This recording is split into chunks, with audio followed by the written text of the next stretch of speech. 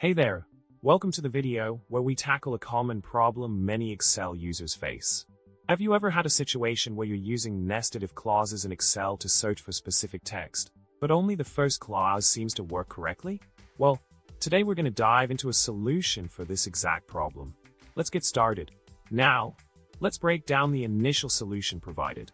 The formula uses the search function to look for specific text in a cell and then returns values based on the findings. However, due to how search functions, if the text is not found, it returns a hashtag value. Error. This error can cause the nested if clauses to break down.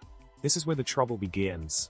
In order to address this error, a more robust solution is needed.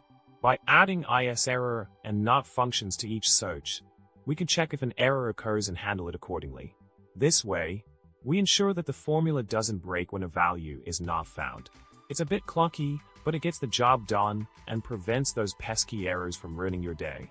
Moving on to a more elegant solution, we introduce the let function. This function allows us to define variables and simplify complex formulas. By using let in combination with arrays and match functions, we can efficiently search for multiple terms in a cell and return the first match. This streamlined approach makes it easier to manage and expand the list of search terms in the future. In summary, we've explored different strategies to overcome the hashtag value error when using nested if clauses in Excel. From addressing errors directly to leveraging advanced functions like let, there are multiple ways to enhance the efficiency of your formulas. So next time you encounter such a problem, you'll be well equipped to handle it like a pro.